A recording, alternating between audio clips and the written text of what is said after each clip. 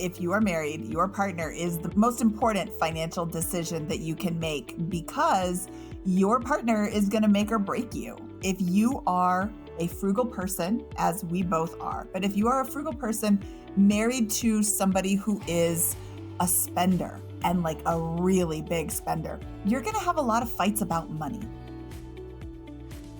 I brought a coupon on the first date, and Mindy recently reminded me of that, and I was a bit horrified. I don't know if I was dating, if I would do that now, but so all the context clues were there, and yeah, it just worked out. But it seems so funny now that we never had conversations about money. We talked about everything else but that before we got married, and that's probably the number one thing you should talk about, and we never did. You've really got to look at your relationship decisions as a business too. I mean, it sounds cold, it sounds sterile, it sounds awful. Love is a passionate, emotional thing, but relationships are not just that. You work together towards financial goals, personal goals, individual goals, couple goals. It's all about your values and your goals, and financial goals is a huge one. Welcome to Catching Up to FI, a podcast on mindset, money, and life for late starters of any age on their journey to financial independence. I'm Bill, and I'm a late starter. I'm Jackie, and I'm also a late starter, and we're your host. We're here to help you on your journey to financial independence, no matter where you're starting. We're going to talk to experts, other late starters, and explore topics related to our mission. Join us as we catch up to FI together. Hello and welcome back to Catching Up to FI. I'm Bill Yount, fresh back from the Saharan desert, where we did a bucket list trip with my wife for her 60th birthday. I haven't recorded in weeks. I'm not sure I remember how to do this anymore. But today we have guests who are experts in podcasting. They have podcasts all over the place, and we've been really wanting to talk to them for a while. Today we're talking to Mindy and Carl Jensen. But before I get to that, I need to reintroduce my co-host, because we have a new co-host. It's a new year. This is our second episode with Jackie Cummins-Koski. Jackie, welcome back to Catching Up to FI. Hey, I am so glad to be here, Bill. This is an exciting interview that we're doing with Mindy and Carl. I've been binging on all of their stuff. They're so transparent, and I'm really excited about economy. Well, yeah, we're all going to be there. I mean, we all get to party at Economy, and then I guess we're finding out we're going to be at FinCon too. It's the best part about these things. You talk to folks on podcasts, you have virtual relationships with them, and then you get to have a beer or a pizza, as it may be, with the same people at all these events that bring us together. I think Economy is sold out this year for the first time, and well-deservedly so. It's 4 years in the making. I get to be a founding member because I was there at the first one, just like you, Jackie, and I'm not going to miss one, nor would my wife, because she loves meeting everybody too. At any rate, Mindy and Carl are the aging, but forever young and restless, dynamic duo of FI. By the day that he retired early at 43, that was Carl, who was a tech bro cubicle dweller, a white-collar criminal, basically. By night, he Googled how to retire early one day, and Carl became Mr. 1500 Days on a quest to help himself and others find freedom from the 9-to-5, 40-year grind. Mindy was a mild-mannered, but not so quiet real estate agent, white-collar worker who drank the Kool-Aid and became Mrs. Bigger Pockets Money, igniting the fire of financial literacy with her magic toilet brush wherever she goes. Together, these superheroes are the unstoppable parents of two next-gen FI daughters. Our listeners cannot wade into the world of financial independence without bumping into the Jensens and the work they have done for the community. When he isn't rehabbing and flipping homes, Carl also co-hosts the popular podcast Mile High FI. Recently, Mindy didn't have enough to do already, and even had more to say about money, and she was at the same time worried that Carl might be getting bored in his not-so-retirement. Together, they started a new project called Mindy and Carl on Money Podcast and Community. Our people finally then talked to their people, and here we are.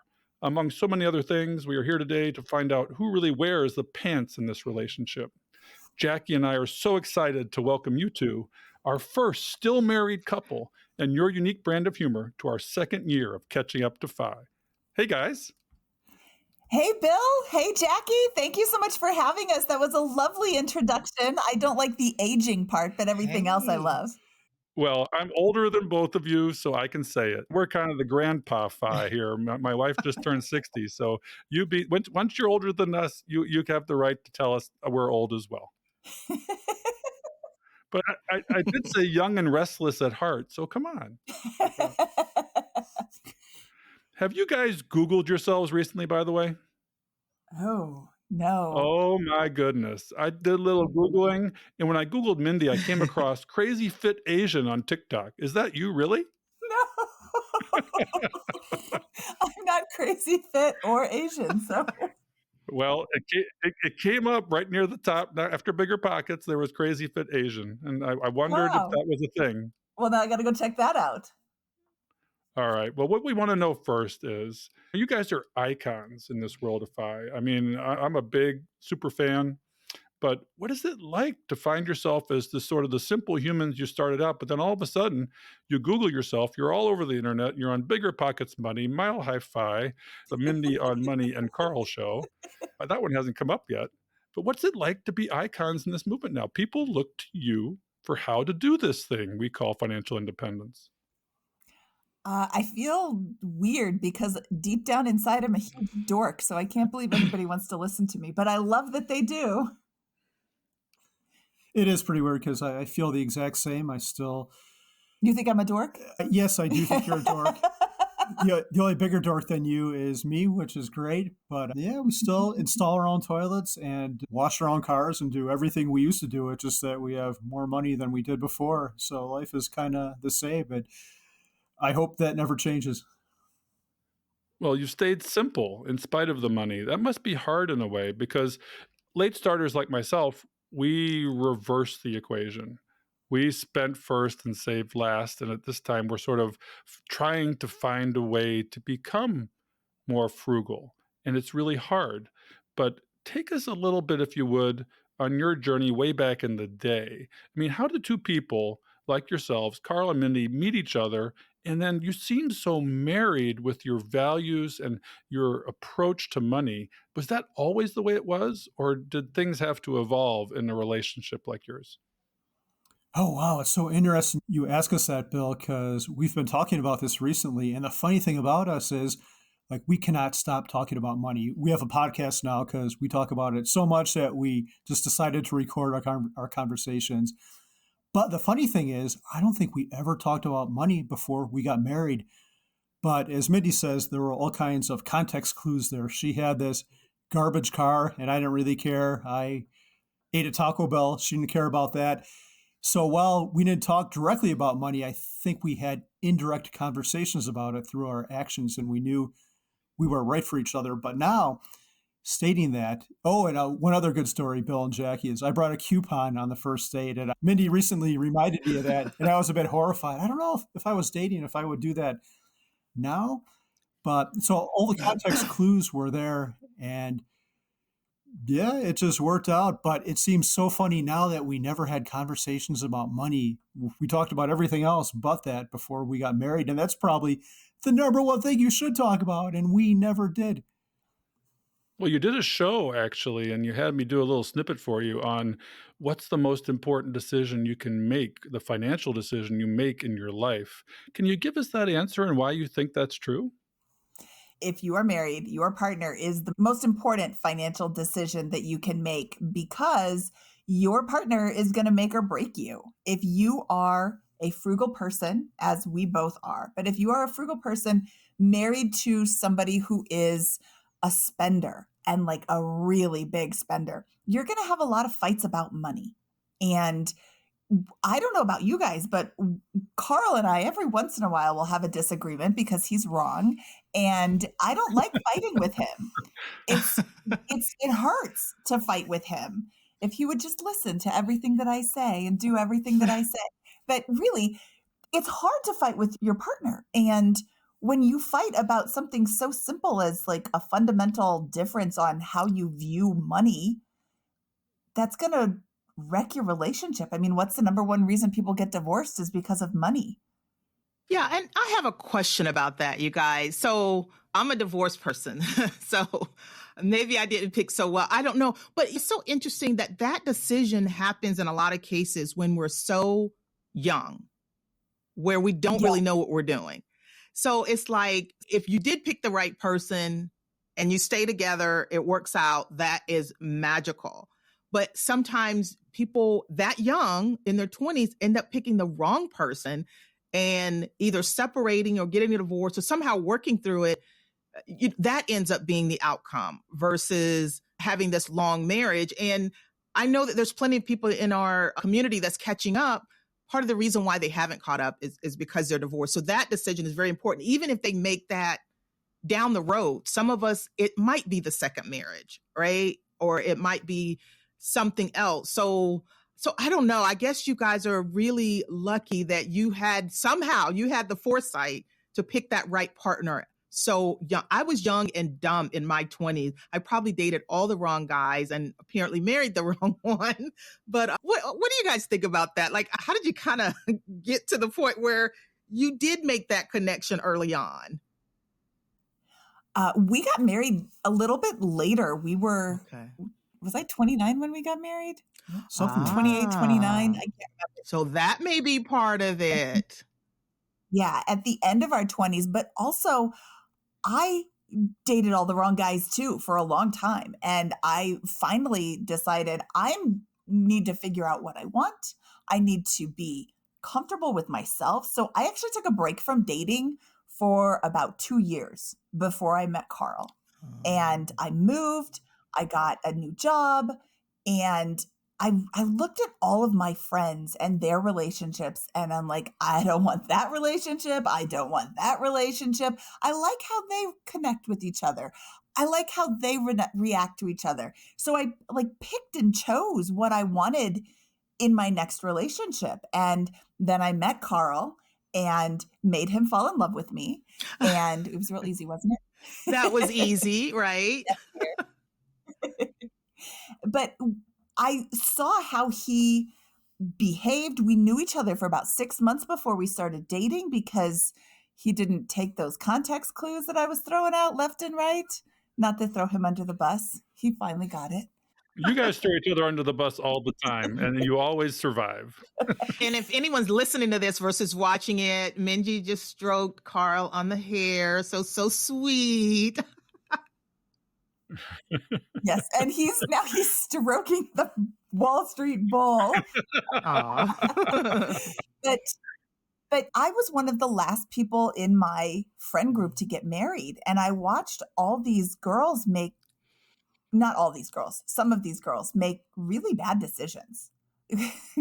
I can't believe this even comes out of anybody's mouth, but I had more than one girlfriend say to me, well, we've been dating for a while. I don't know if we should get married or break up.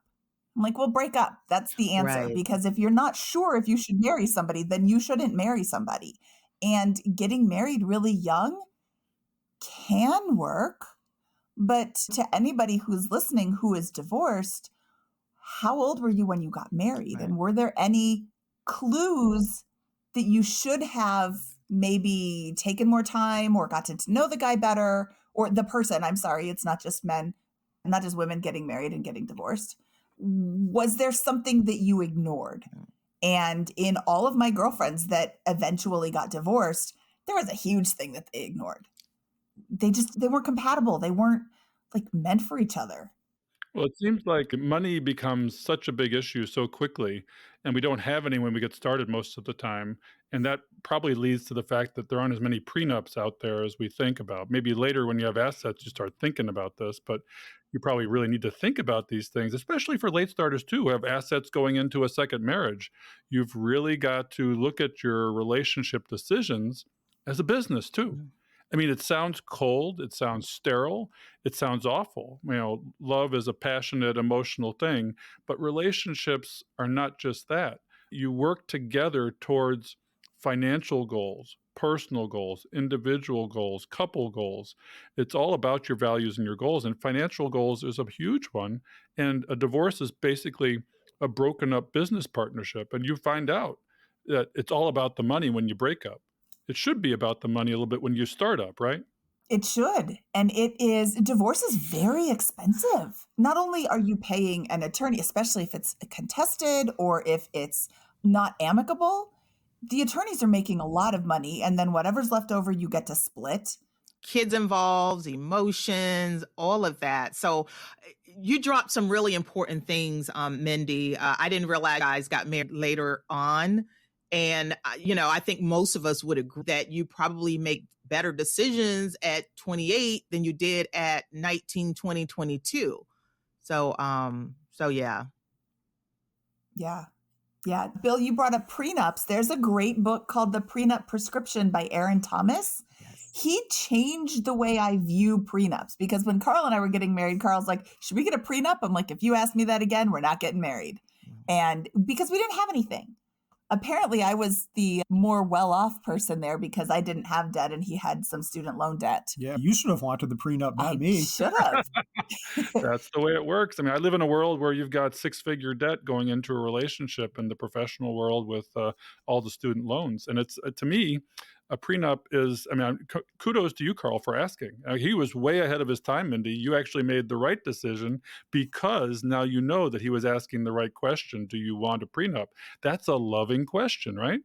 It is. And that's one of the things that Aaron says in his book. It's not a prescription for a divorce. It is not a plan for a divorce. It is a plan for how you are going to handle different scenarios in your marriage. And it's a plan to help you stay together. Because he used to be a divorce attorney. He's like, I'm tired of working on divorces. I want to help them not get divorced in the first place. So he switched over to prenups. And it was not what I thought back when we got married, 22 years ago now?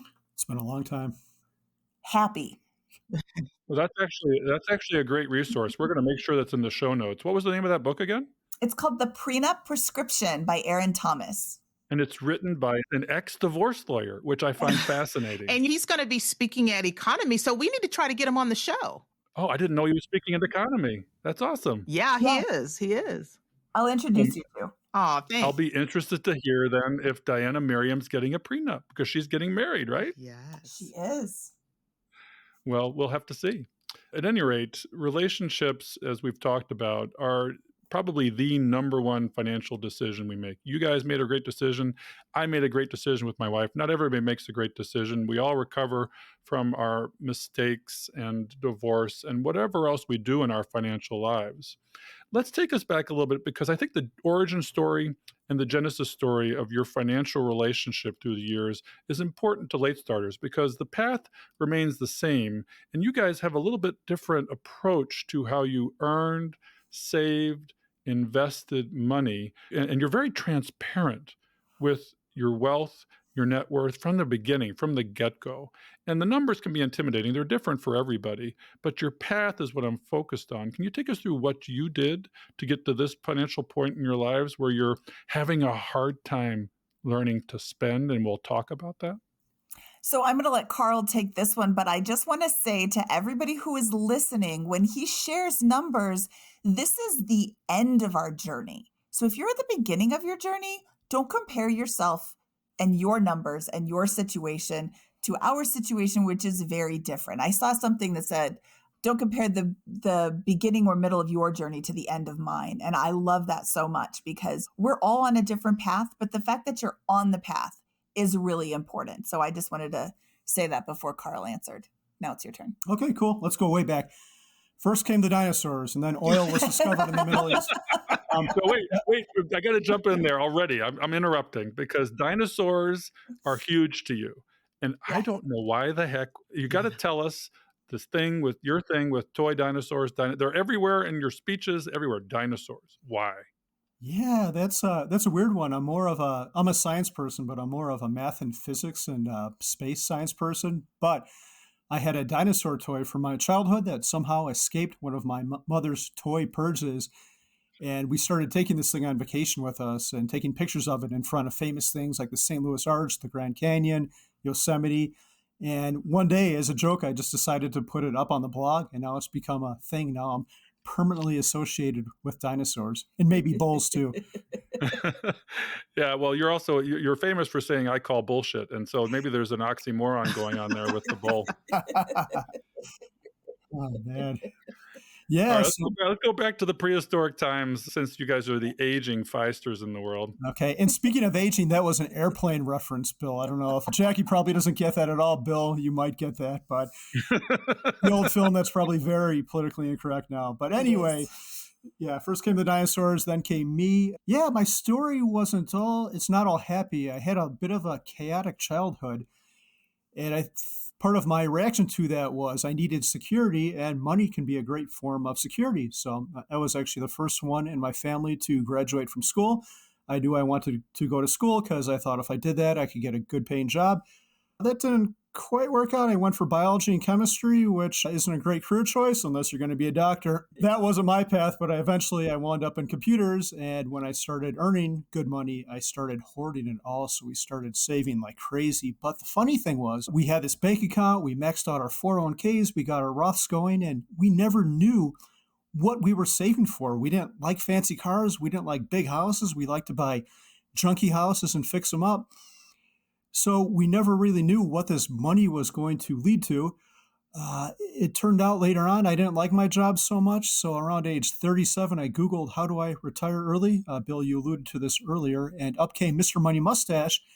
And this guy who retired at like 31 or so he claimed. And the reason I say that is I thought it was all nonsense. I'm like, no one retires when they're 31. You got to work till you're 65 or 72. I think I had a relative who died at work. Like, no one does that. So at first I dismissed, but then I read some more of his posts, and I think it was specifically the 4% one that stuck out to me because I'm a math guy. I'm like, wow, this is just a pretty simple math problem. I don't like my job. We don't have enough now at the age of 37, but if we switch houses, we had bought a little bit of a nicer house than we had deviated from our fix and flip life. But I think that day we decided to sell that house. That day we also decided to start a blog, which Mindy thought was a bad idea. And we started really, really putting money away, just being hyper vigilant about it, just trying to save like over half of our income.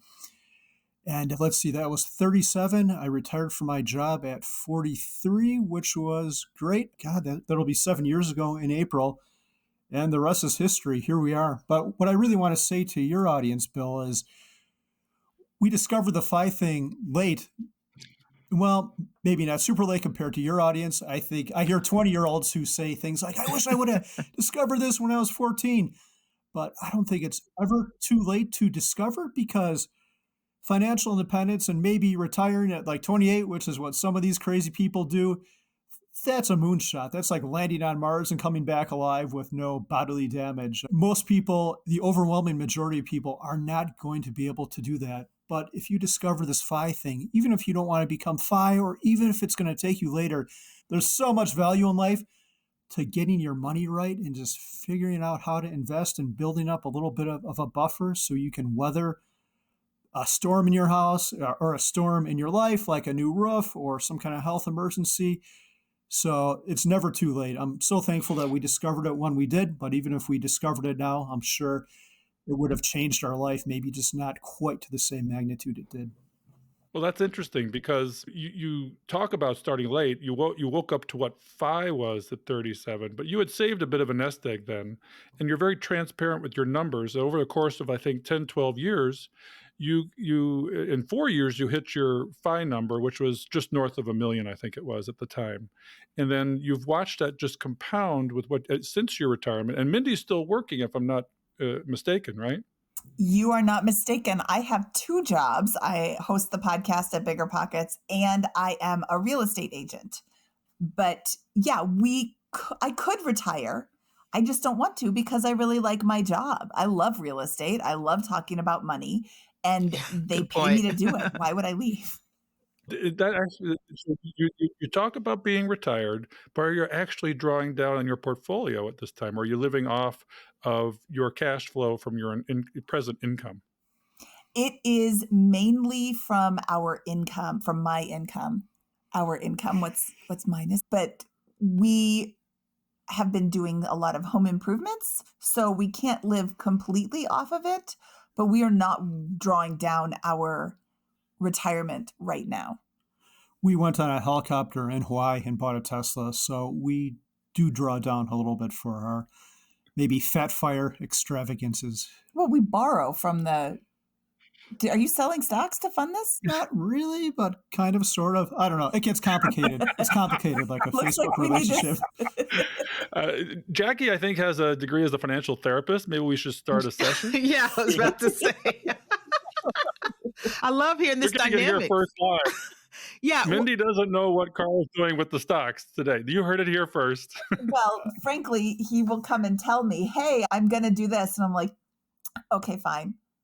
We draw down a little bit, but we use leverage as well. We have a line of credit against our post-tax stock portfolio, so we draw down on that. I kind of hesitate to talk about that because that's a little bit more advanced, and it's leverage, which can be dangerous, but we use it very sparingly. But we have used it to fund our life. Yeah, and we don't have to go down there too deep, but we don't hear about that enough. And when you are on the other side of FI, there are some additional triggers that you can pull, and it may go against what conventional thinking is, like all debt is bad, but you have a brokerage account, can't be a retirement account, but if it's a brokerage account, you're able to borrow against those stocks. Now, some of the really wealthy guys do that. Elon Musk and Mark Zuckerberg, they all implement that. But again, that's sort of, like you said, an advanced thing, but that's the little nugget I didn't know. So the learning never stops. And it makes sense in the right situation, but it is something that's kind of like one of those post-FI little magical things you can do. So yeah, the learning never stops. Carl's been blogging since 2013.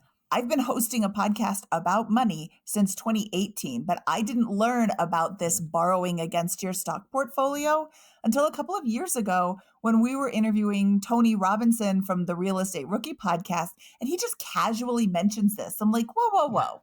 Is it like a HELOC against your stocks? And he's like, yeah, basically you're borrowing against the value of the stocks without selling the actual stocks. And there's a lot more to it. You need to have some amount of money in post-tax stock holdings so that you can borrow against it. And the companies that you are borrowing from will typically give you approximately 50% of the value. So if you have a $500,000 portfolio, you can borrow about $250,000, depending on what you're holding. So it's an advanced strategy. I wouldn't recommend it for everybody, but it can give you a little extra access to cash that you don't have to sell your stocks. I mean, I still want to own the stocks. Yeah. I mean, it seems like a lot of folks, I mean, the retirement police are out there, and you guys are not retired. Carl's as busy as ever. Mindy, you're as busy as ever. It seems like everybody we talk to that seems retired really isn't, and is probably busier than I am I'm the only working stiff. Well, you're a working stiff. Hey, good to know you. I'm a working stiff still, and I'm going to be a working stiff for a little while yet. And I look forward to the days where I can podcast all day to my heart's content. Right, Jackie? Yeah, right. But anyway, let's chat a little bit more about how you got to where you did, because you did it a little bit unconventionally. We got into a high level, more complicated strategy, but your basic strategies, I think you talked about, were three: frugaling down, and then investing, and your investing involved, and our audience hasn't heard much about this, individual stock portfolios, as well as the tried and true index fund passive investing, as well as real estate flipping. So take us through those four things, if you could, please, and how they applied to your financial independence. I'll talk about stocks, and then maybe Mindy can handle the real estate investing. So I'll tell you my story. And when I say this, I sound like an old man now. And I guess I am an old man, so it applies. Do as I say, don't do as I do.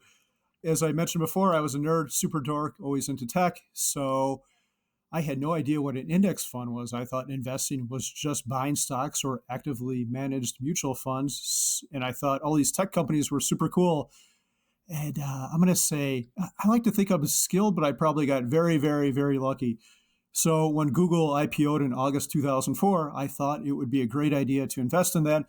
Google had changed the way I worked as a computer programmer. I could now enter my question and Google would have the answer in like 2 seconds instead of reading through some 1,400-page book on the cube shelf.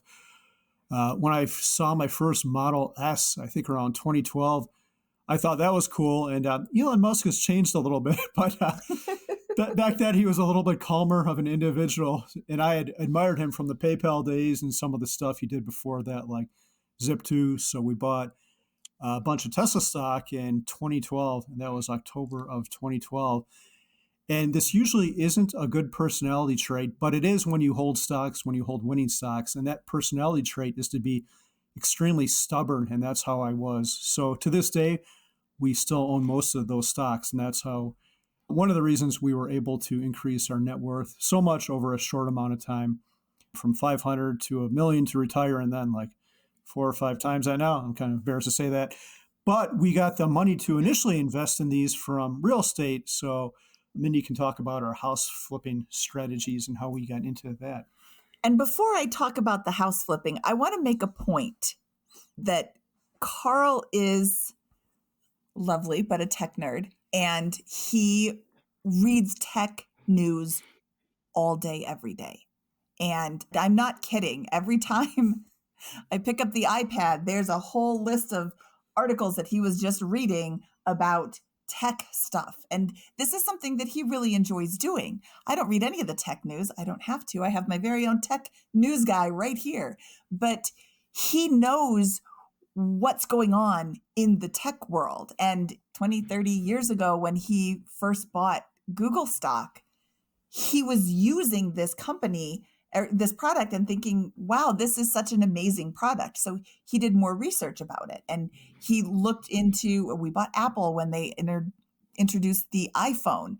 That was a huge tech advancement. And he keeps up to date on these things. If you are not willing to read and research and know the companies that you're buying, individual stocks might not be the best choice for you. Index funds would be a better option. Warren Buffett has said, when I pass away, I am encouraging my wife to invest in index funds. All of his family is encouraged to invest in index funds instead of individual stocks with whatever they get from him. Oh, and one follow-up, like all of our money now goes to index funds. We're even selling off these individual stocks very slowly. So that is how much I believe in index funds and that it's the right strategy for almost everyone. Yep. What percentage, before we hit real estate, because Jackie may want to talk about individual stocks as well, because I'm the only one here that is all in on passive index investing. And I have actually one stock fund that I invest in, the total world. And that's what I do. It makes it very easy for me. I don't have to monitor all these things, like when Tesla takes a dive recently. Did you lose any sleep with that one? No. Oh, cool. That's great, because I would have a hard time with sort of the concentrated risk of individual stocks. Obviously, if you hit it right with your FANG stock portfolio, you hit the luck streak as well as the smart streak of investing in the right companies and stay with them, you can do what you've done. And I think a little bit dangerous for our late starter crowd is to say, yes, you do this too. Doing this when you have less ability to take risks, say when you're starting in your 50s, it may not be advised. Because again, we're not giving advice. We're just telling a story here to show that there's different ways to reach FI. What percentage of your portfolio is actually still in individual stocks at this point? It's about 1/3. Okay. So are you a third individual stocks, a third real estate, and then a third index funds? Is that about how it breaks down? Let's see. I'm trying to think off the top of my head. It would probably be a little bit more in index funds, maybe 1/3 individual stocks, maybe 40% index funds, and the rest real estate. We own one month-to-month rental home, and all the other real estate investments are either private loans or syndication deals, but we don't even own much of those anymore. Yeah. Okay. Well, that leads us into the real estate question, Mindy. You're the perfect person to answer this question. It's nice to have a tech bro who's into tech stocks. It's nice also to have a real estate maven. My wife, she's a psychiatrist. She's not financially minded. I didn't quite have this financial acumen synergy in my relationship that you guys have to sort of feed off of each other, because you said you used your real estate investments to buy the tech stocks, and it sort of fed into this compound growth curve. Tell us how real estate did this for you, Mindy. Well, I took over a lease for a friend and discovered that I hated throwing my money away on rent, in air quotes, because renting can be a valid choice depending on where you're at. I didn't like to be a renter. And after that lease was up, I went and bought a condo. And it was all I could afford was a really ugly condo, but I didn't want to live in a really ugly condo. So I made it pretty. My dad and I tiled the kitchen and the entryway. I painted all the walls. It was all cosmetic changes, but it was a really cool new look. And when Carl and I got married, he had a house. His grandmother had passed away and he was living in his grandmother's house. I don't want a condo, I want a house. So we sold my condo, and a combination of the market going up as well as my house looking way better now that I fixed it up. I bought it for $50,000 and I sold it for $65,000. And that wiped out all of my debt. So I entered the marriage. I think we signed the contract while we were on our honeymoon, the purchase contract. And I entered the marriage then with no debt. And we bought his grandmother's house. She loved the color pink, pink carpet, pink walls, pink everywhere. It looked like Pepto-Bismol, threw up all over the house. And we changed that and made that better and bought it for what, like $125,000 and sold it for $235,000? Yeah, $140 and sold it for around $240,000. Yeah, so we made $100,000 on that. At the same time, the government changed the way that you buy and sell houses, in that if you live in it for 2 of the last 5 years, you don't pay any capital gains taxes up to $250,000 per person on title. So there's the 2 of us on title. That's $500,000 that we can increase the value of the house and pay no taxes on. So we moved from his grandmother's house to another house and rehabbed it. And what was the next house? Was that Geneva? Yes. Geneva. And did we make $100,000 on that too? Yeah, I think we did. Yep. Yeah. We've made $100,000 on, with the exception of my first house, on $100,000 or more on every one of these houses that we've done, and paid $0 in taxes on that $100,000. So that's a 6-figure income for nothing. I mean, it's a lot of work. Don't tell me it's not for nothing. But that's a great point about tax-free money. Who doesn't want tax-free money? And some people may not even know about that provision. Yeah. But yeah, that's available to everyone. I'm not into the flipping or anything, but you bring up a great point. The fact that a couple can get up to $500,000 tax-free when they do that, as long as they meet those little criteria that pesky little IRS makes us follow, it's a pretty good deal. Yeah. And the house that we're currently in has increased in value so much that we are at risk of having to pay taxes on it. So what we can do is add our daughter to the title. And once she has been on title for 2 years, now we have $750,000 in tax-free money. That is a hot tip. You heard it here. I've never heard that one before. I guess you got to trust your daughter to sign on the dotted line a little bit, though. Oh, she'll sign. So I have a quick clarifying question. So each person that's on the title gets that $250,000 tax-free amount? Yep. Wow. As long as they're on title, and living in it as their primary residence for 2 of the last 5 years. So our daughter's a junior in high school. She's lived here for a long time. Even when she goes away to college, this is still considered her primary residence. So it's a bit of a loophole. You can only do it once every 2 years. She doesn't own any real estate, so it's not going to affect her at all. And it's tax-free, so she's not even going to pay taxes on it. And you've been rolling your capital gains forward, and that's now, as you said, probably about a third of your portfolio, right? So that's a significant number, starting from $25,000 in the first one, and 9 or 10 flips later, you're $1.5 million of real estate capital gains, right? Yeah, tax-free real estate capital gains.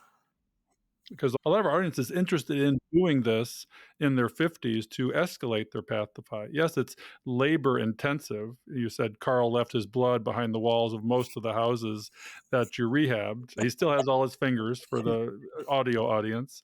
but it was not easy to get where you've gotten. It takes the work. There's no easy button, but you're pushing all the buttons and firing on all the cylinders to get there, using the leverage of real estate to make huge inroads to your financially free lives, right? Exactly. And you don't have to do a full gut rehab to increase the value of your home. Doing the work yourself helps with the money that we're making on the house. We just did a new kitchen in this house, and what was it, $7,000 or $8,000 total in IKEA cabinets and an IKEA countertop. And IKEA makes some nice cabinets, by the way. And then some blood, sweat, and tears, literally, in the kitchen. And it was $7,000. If we hired that out, what would that kitchen cost? 50, 60,000? It was a lot. I moved a wall as well, so it would have gotten pricey. Yeah, it would have been, let's call it $60,000. So we've saved $53,000 by doing the work ourselves, but the value is still there. We still have a really beautiful brand new kitchen, and it has increased the value of the house exponentially. So Mindy, I'm listening at like the different things that you guys did. So it sounds like you guys liked doing the rehab, just like Carl liked doing the stocks. Like, to me, that's really important. And the fact that you're working now because you like it, it's like, to me, especially even as a late starter, if you are navigating toward the thing that you enjoy, there's like all these different levers. Find the lever that you have fun pulling. And it sounds like you guys were having fun doing that. You enjoyed it. Find the lever that you enjoy pulling. Absolutely.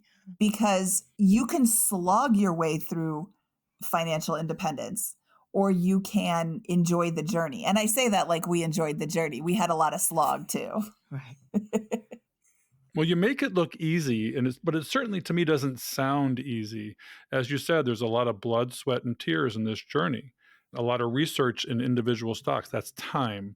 A lot of time in flipping houses, which is not a low risk environment as well. You hit a bull market through most of this as well too. So there was the luck of hitting a rising real estate and rising paper asset market as well. But you did the work, and look where you got in about 15, 20 years. You probably can't spend all the money you have now. And this brings up actually a perfect segue to Ramit Sethi. You learned how to save, you learned how to invest, you learned real estate, you flipped all the levers, but then you ran into a brick wall. What was that brick wall? Yeah, I'll back up a second, Bill, and talk about how we knew we were right for each other. I think one of the reasons was we both had a blue-collar mentality. I think all of our parents worked hard. We saw them doing that. And the other thing that came out of that mentality is you don't waste stuff. You don't throw food out. You don't waste money on silly things.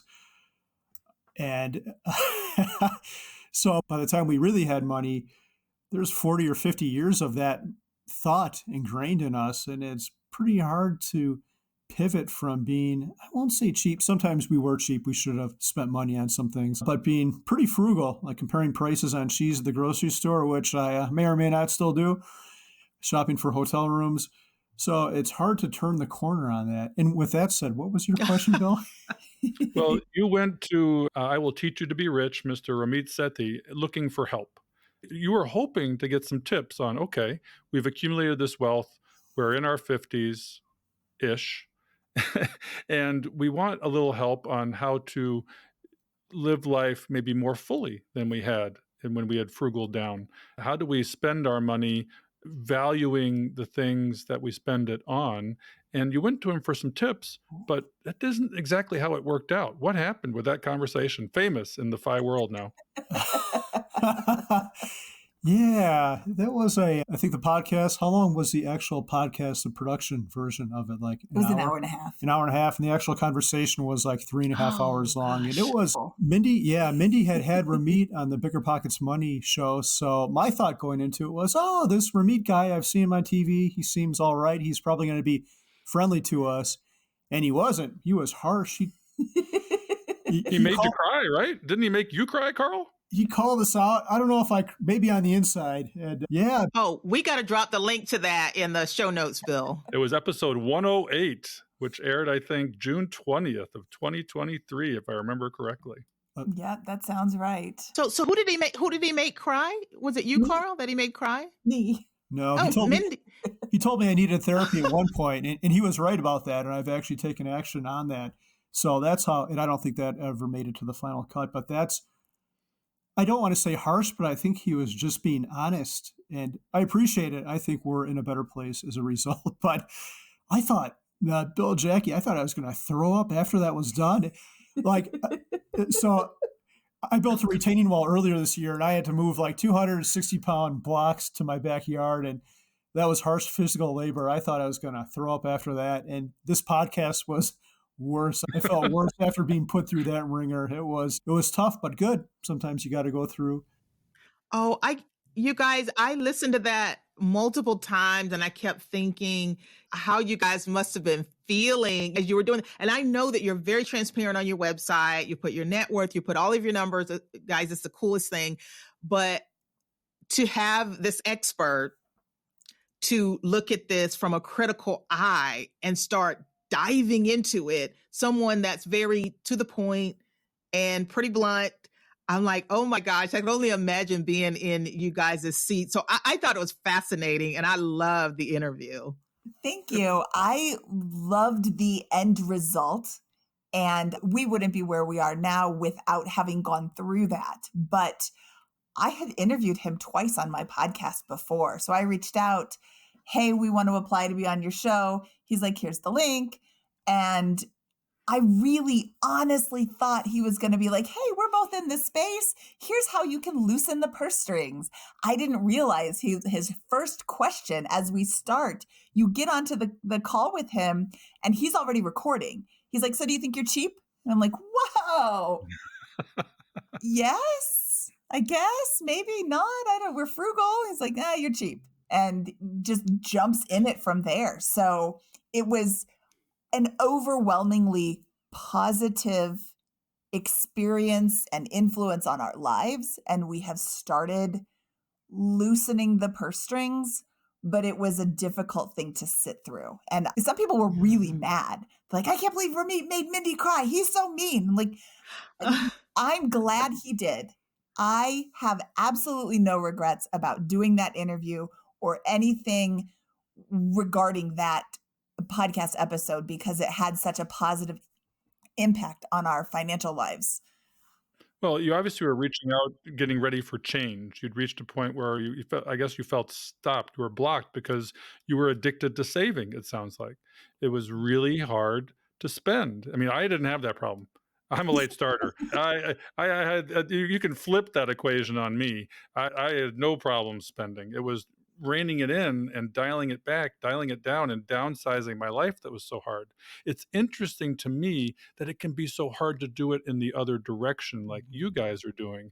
In a lot of the FI space, there are people in your position that have done exactly what you've done in different ways, been very successful, have a pot of money now, and they're like, well, what do I do with it? What was the point? And you were looking for answers to questions that maybe you didn't even know to ask. And he gave you some solid tips, I think. But what kind of changes did you make as a result of that conversation? What actionable things happened out of that conversation? Wow, that's a great question. It led me to a lot of deep, deep thought. And what I came to is I really like our day-to-day life. So the first thing I thought was, what could we change in our day-to-day life? Like cars, houses, all that stuff. And it turns out all that stuff is really great. We love our neighbors, and that's a huge indicator of happiness. So we don't want a different house. We did buy a new car. That might be a little thing, but still that's not that big of a deal. The most life-changing day-to-day thing we did is hire a cleaner, which sounds kind of crazy, but I don't like clutter. It messes with my mind. And by hiring someone to do this task that neither of us want to do, like some people actually love cleaning. Neither of us can understand that. No. But if you do, that's great. That's great. We'll pay you to come do it at our house. But that frees us to do things like what we're doing now, stuff we really enjoy. So that was the small day-to-day life thing. And then the bigger thing is perhaps being more spontaneous and more giving. Like we had friends in Hawaii that said, hey, you should come out here and visit us. So we're like, okay, what would Ramit say? He would say, of course, do it. We went out there, we went on a helicopter ride, which was so worth it. It was expensive, but so worth it.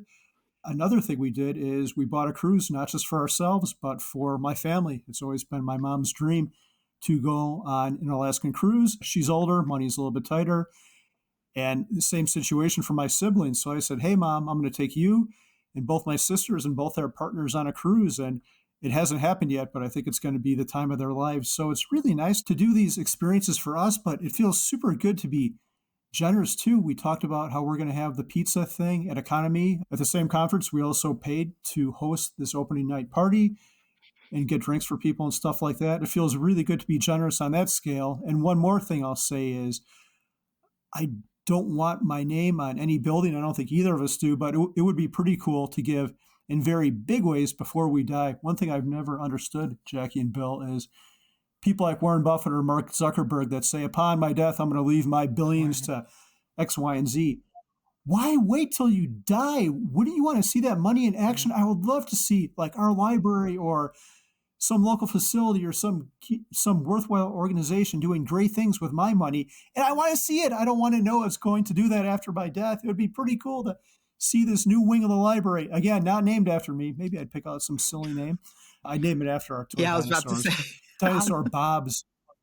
I want the library named after me. I'll put my name on everything. It'd be pretty neat to know that you're, okay, well, there's a different opinion, but it'd be pretty neat to know that your existence on this earth was a net positive instead of a net negative. And so that's some things we hope to do with money. But man, I went all over the place there. The helicopter ride was super cool too.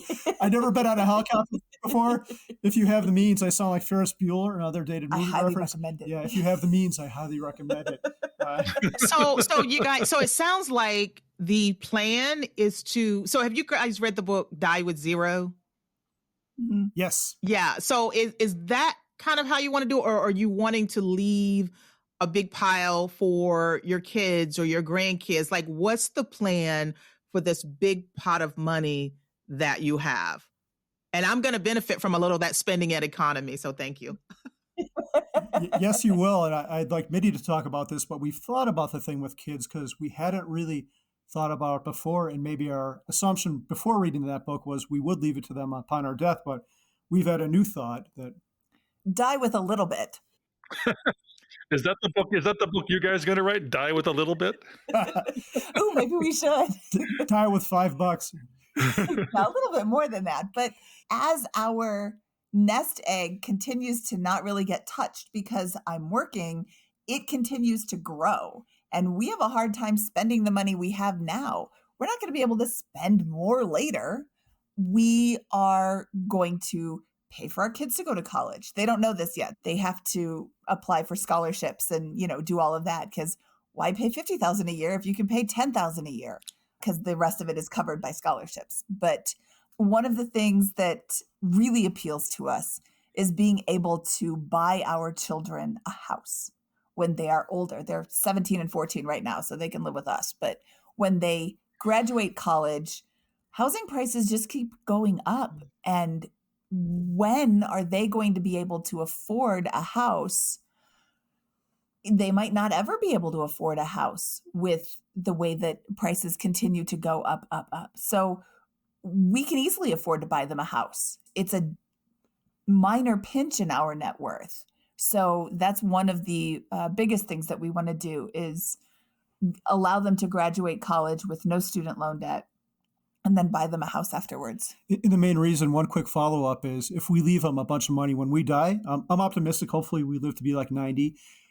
Hopefully they're 60 and they've already made it. And whatever money we leave to them at that point is going to be hopefully maybe more than a rounding error, but it's not going to change their lives. If we can give them money, like in the form of a house when they're 32, that could be absolutely life-changing for them. So I think that's super cool. The other thing we should tell them about real quick is we're also using our money to help send people who might not be able to afford a FI event. And we actually started a scholarship thing, like to send people to things like CUtFIs. We're giving $2,000 to help send Dan Sheik's kids to CUtFIs. Wow. It's mindyonmoney.com/scholarship. So if anyone would really like to learn more about FI but doesn't quite have the means, or their money would be better, much better put towards an index fund, go to that URL, apply, and yeah, maybe we'll send you money and help you go to one of these events, because I think the live events are so helpful and we've gotten so much from them. And the people who need it Wow. most. Well, thank you. You're welcome. Yeah, that is incredibly generous. I did not expect that. Thank you guys so much. And it does mean a lot. And I want to bring something full circle. So your legacy plan with your kids, trying to help them buy their first house, graduating from college debt free. That's something that you guys didn't have growing up. Like when you were in college or when you were young, were you getting help from buying the first house or school? My parents paid for my college through, as soon as I was born, my dad started buying savings bonds for my sister and I are about the same age. He bought us a $50 savings bond, and I was born in the 70s. So that was back when savings bonds like continued to mature forever.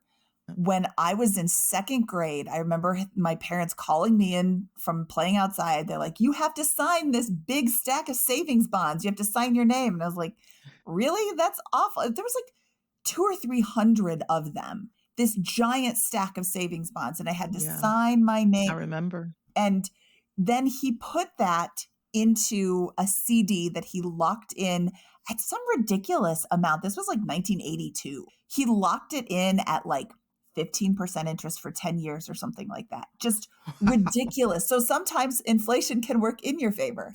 And by the time I graduated from high school, the CD had matured, and it was an enormous amount of money that he could then put towards my college education. So I didn't have any student loan debt when I was graduating.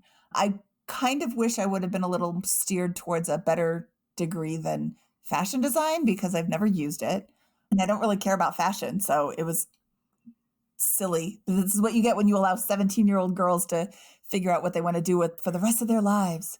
Well, my daughter chose the same thing initially, fashion design, when she went off to college. Did she use it? Yeah. No, she did not. And she was done after the first year and pivoted. Now she's a graphic designer. Close. Oh, good. Yeah, that's a much more useful degree. And when I went to buy my first house, the $50,000 house, I didn't have money for the down payment, and my parents lent me $1,200 or $1,500 that they apparently I never paid back. I didn't realize that until they sent me a check a few years ago, and they're like, hey, we just wanted to help you guys. Like, we want to give you money because they are subject to RMDs now, required minimum distributions. Right. And they're like, hey, we have to take this money out. So we're giving you guys this money a little bit early. But Mindy, yours is less $1,500 because you borrowed that from us to buy your They remembered it all that time. That is so funny. They never forgot it. And it goes to show you, never lend money between friends and family. Consider it a gift, because you're never going to forget it. And they must, at Thanksgiving or Christmas, they might remind you of it. Yes, I'm actually a little embarrassed that I forgot to pay them back, but it completely slipped my mind. Wow. What about you, Carl? I think the gift of giving your kids a leg up in life, as long as they understand that these values are important to you and why they are, so that they can hopefully appreciate that, yes, my life will be more robust because I'm not paying the man for my first of everything, whether it be school or house, and interest working against you out of the gates, as opposed to being able to build your own life and net worth. I think it's awesome. Yeah. And real quick, I borrowed money from Uncle Sam and the credit card companies. So I came out with $50,000 in student loans and $10,000 in silly credit card debt from buying late night pizzas and a new stereo system for my college apartment. So whoops, but I wouldn't trade my past for anything. It was rough with all that debt, but oh man, it really, really, really makes you appreciate when you have money. Yeah. And I guess the full circle moment for me and you guys' story is the fact that, Mindy, you had a little bit of help, and now both of you get to pass that gift on to your kids and to put them in a better spot. And Carl, it was very similar to me growing up. I didn't have much and definitely didn't have any help with college, but at least, even though I started late, at least now I was able to give my daughter a little bit of a head start, even though I got a late start. And the same with you. So if anything, you guys are just sort of elevating the next generation that you guys are as part of your legacy. Yeah, I hope so. Yeah, I hope so. I'm Yeah. excited for that. I'm excited for them to take the lesson. We are being very open with them about money in general and making smart financial decisions and talking about the cost of college and encouraging them to apply for scholarships. And this next summer is going to be the year of scholarships. I think that's a smart way to do it. New project. Smart way to do it. Yeah. New project. Been there, done that. My kids are now 24 going on 25. One is still finishing college, the other has. And I'll tell you, the toughest transition is the one exiting the house for good. Empty nest is awesome. Always welcome them home anytime they want to come home, and see them as often as you can. But getting them out of the house can be sometimes a bit tricky. Our plan is to just move to a smaller house where they don't actually have their own thing. You can move back, but you have to sleep next to the washing machine. You have girls? Yeah, We I have a do. daughter too. And Mhm. I haven't really had that issue, Bill. My daughter was out of there as soon as she could get out of there. So I feel a lot of my friends that have boys, it seems like they're a little bit more of the failure to launch type of kids. So we'll see. We have not had a boomerang. I do not expect a boomerang, but I do think one will be going back to school for a master's, and the other one can't wait to get out into the white collar world, just like you did, Carl. So this has been, I think, a really honest, transparent, and rewarding conversation today. I am proud to say that I know Mindy and Carl personally. I look forward to seeing them in the near future, and it's really an honor to welcome them onto our show, Jackie, to talk about their journey. And everybody in our audience will find just like in every podcast, you find your nuggets. Everybody has different nuggets they're going to take from this and apply them to their own lives. Mindy and Carl's path is not my path, it's not your path, but parts of their paths can be incorporated into our own thoughts and ideas, and in dreaming that, you know what, I can get there. I can do these things differently. And in a matter of time, all my hard work will pay off, and I'll be free to work more than I did before, but not because I have to. Yeah. Right? Yes, Exactly. absolutely. Yeah, All I right. really appreciate you guys talking about certain things that are not typical of the tenets of FI, like the whole, maybe flipping kind of, but the things like individual stocks, buying a Tesla, those are things that you're going to do smart because you have that FI mindset anyway. So no matter what you do, if you approach it with the same mind that you guys are doing, find what works for you and be happy doing it. You guys always look like you're having so much fun. And Carl, I didn't know you. Mindy, I really didn't know you. But every time I listen to your podcast, I knew it would be a light podcast. I knew it would be fun. Even though you're dropping all these nuggets, but it was always fun. So I hope that our listeners will tune into your podcast or drop the links. But it was so great having you guys here and getting to know you a little bit better. Well, thank you so much, Jackie and Bill. And I have to say that Catching Up to FI is the podcast that I am most excited about because you are talking to the people who really, really need this information. So I'm so excited to have the opportunity to chat with you guys today. Thank you. Well, I want to direct our audience also to check out the new show, Mindy and Carl on Money. It's a great show. You'll get exactly what you got today: honest, transparent, and humorous approach to some of the toughest things we have to do in life with money, and they make it look easy. Last question, Mindy. It came in the intro, but do you have an obsession with toilet brushes? Why did I run across this? Yes, she does. Sells a toilet brush. They used to sell it for 99 cents. I think it's $1.50 now. And I think that every toilet should have a brush next to it so you can clean it. You shouldn't have to drag that toilet brush all over the house. I think it's gross.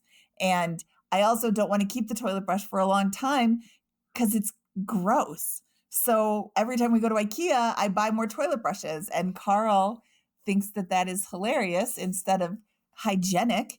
And he gives me a hard time about this. So when we were publicly tracking our spending a few years ago, which you can go and see at biggerpockets.com/Mindy's budget, there was a line item on there for toilet brushes. And every Awesome.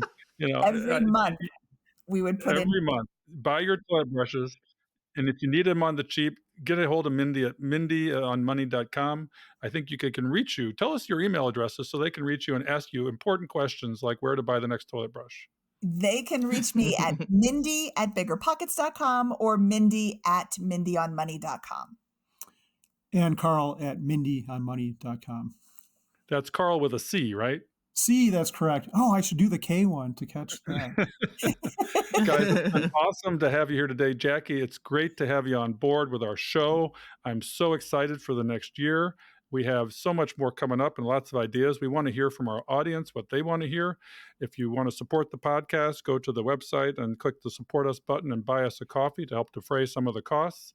Leave us a speak pipe so that we can hear from you and put you on the show with your questions, comments, or suggestions.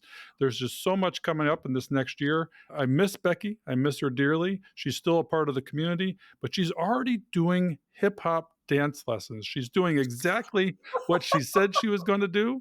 I have to see it to believe it, but she told me the other day that, yep, I've moved on. I'm quilting again. I'm hip hop dancing. She has found a space for other things other than actively enjoying this podcast with us, but we'll have her back. You guys, we'll have you back too. I look forward to seeing you at Economy. Thanks for joining us today. It's been awesome. Thank you. Thank you, Bill and Jackie. We hope you've enjoyed this episode of Catching Up to FI. We would appreciate it if you could leave us a 5-star review so that our message can reach others. While we are financial educators, and I'm a financial professional that loves to teach, our content is for general education and information purposes only. We are not providing financial, legal, or tax advice. Always do your own research or consult a professional before making important decisions.